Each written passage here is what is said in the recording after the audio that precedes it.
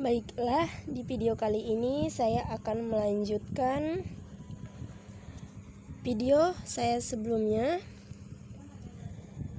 yaitu mengenai uji multikolonialitas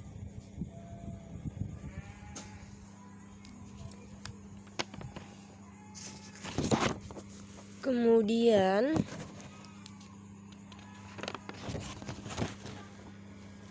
uji dari normalitas dan uji heteroskedastisitas.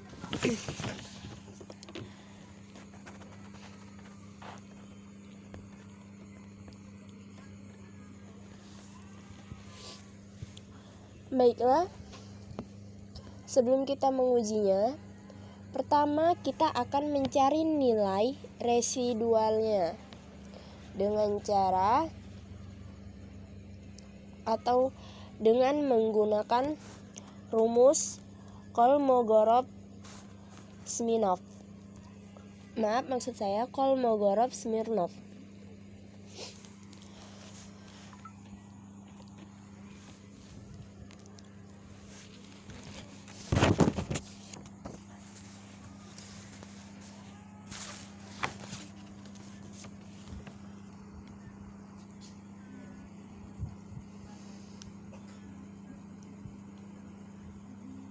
Sebelum kita mengujinya dengan rumus Kolmogorov-Smirnov, pertama kita cari nilai residualnya.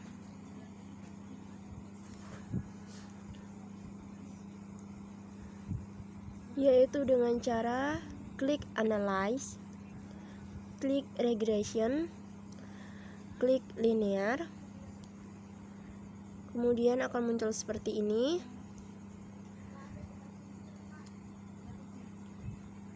Di sini kita klik save. Setelah itu kita centang di bagian ini di unstandard. Setelah itu continue. Dan ini dependennya kita isi dengan variabel y. Sedangkan independennya kita isi dengan menggunakan variabel x1 dan x2. Seperti ini. Setelah itu kita klik OK. Nah, ini dia tampilan hasil dari variabel x1 dan x2. Kita kembalikan dulu karena kita hanya ingin mengambil atau melihat sampel hasil residualnya. Ini dia res1. Kemudian kita uji menggunakan rumus Kolmogorov-Smirnov.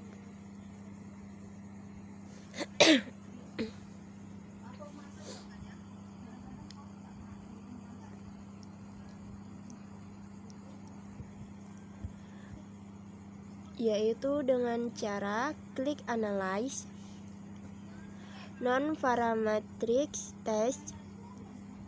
Kemudian kita pilih yang sampel apa ini. Kemudian kita pilih yang sampel 1 KS, yang berarti Kolmogorov-Smirnov. Setelah itu kita ambil nilai sampel residualnya. Ini nilai yang sudah kita cari sebelumnya. Nilai ini kita pindahkan. Kemudian centang normal. Lalu klik OK. Nah, ini tampilan hasil dari uji normalitas dengan rumus Kolmogorov-Smirnov.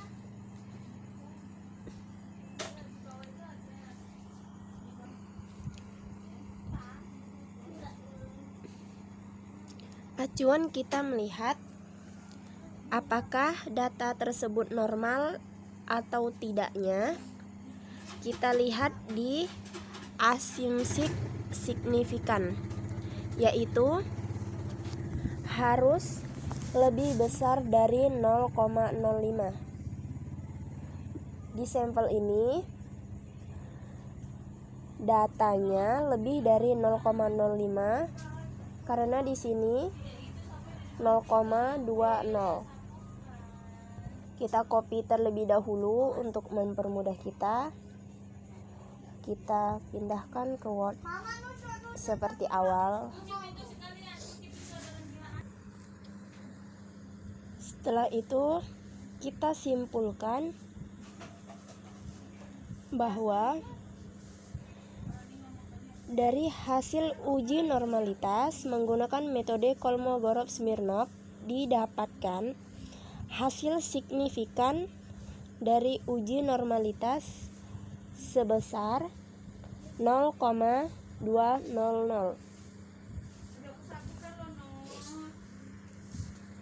di mana hasil tersebut lebih besar dari taraf signifikan 0,05, sehingga dapat disimpulkan bahwa data ini adalah data distribusi normal. Kemudian kita masuk ke uji multikolonialitas. Kita buka aplikasi SPSS, yaitu dengan cara, sebelumnya kita hapus terlebih dahulu ini.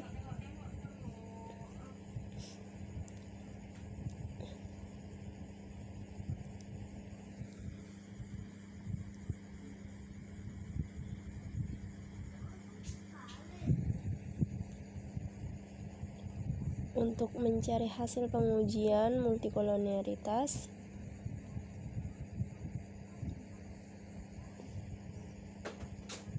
kita matikan dulu hasil dari RE1, yaitu dengan cara klik analyze, kemudian regression linear, kita klik save, kemudian kita matikan, kemudian klik continue.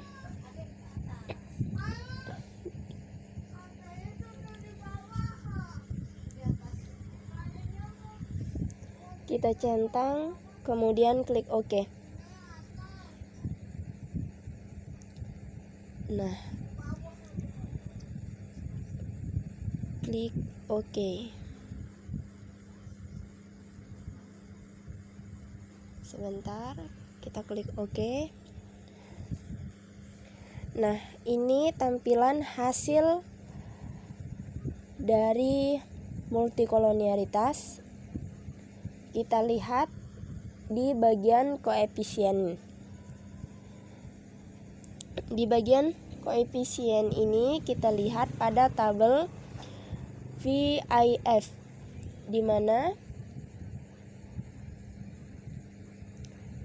mana di sini tidak boleh melebihi 10.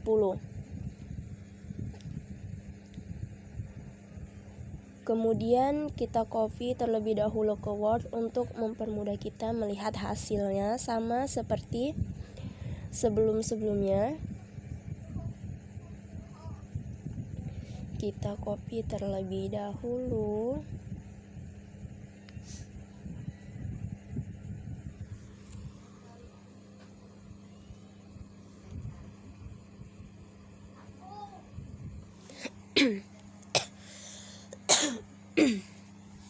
Maaf sedikit terganggu.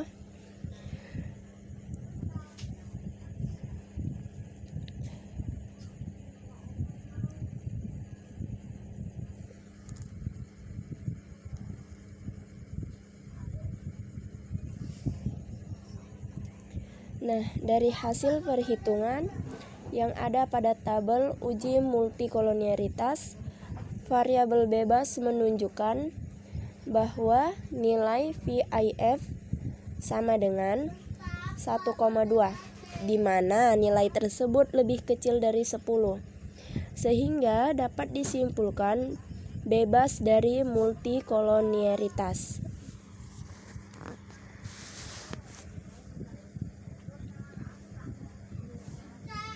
Kita lihat nilainya dari VIF-nya, yaitu 1,2, yang berarti lebih kecil dari 10. Selanjutnya kita masuk di uji heteroskedastisitas. Uji heteroskedastisitas. Langsung kita masuk ke aplikasi SPSS. Ini kita hapus terlebih dahulu.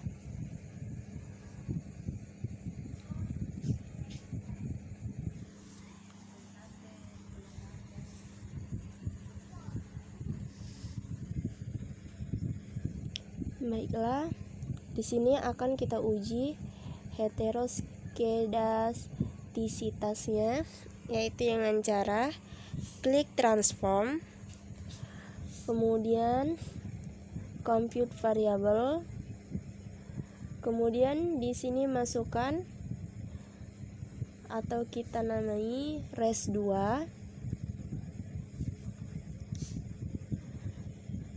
dan di sini kemudian di sini ABS atau res1.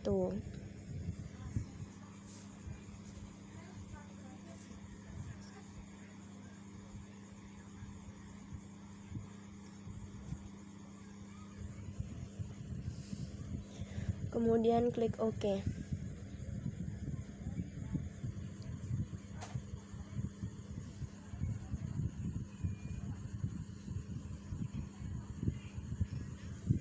Nah, ini nilai res2-nya.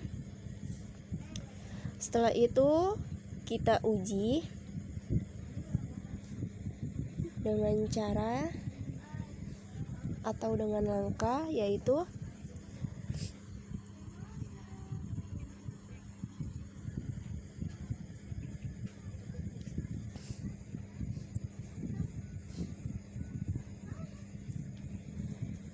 klik analyze, kemudian klik regression, kemudian klik linear,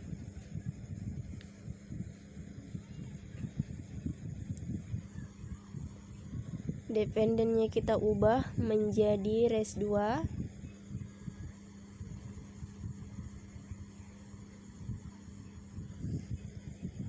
kemudian klik OK. Kita cek terlebih dahulu.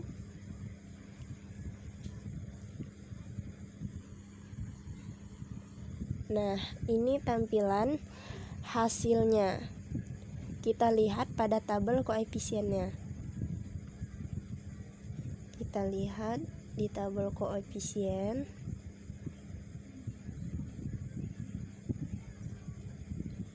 Kemudian kita copy terlebih dahulu ke Word untuk mempermudah kita melihat hasil. Sebentar, saya copy terlebih dahulu.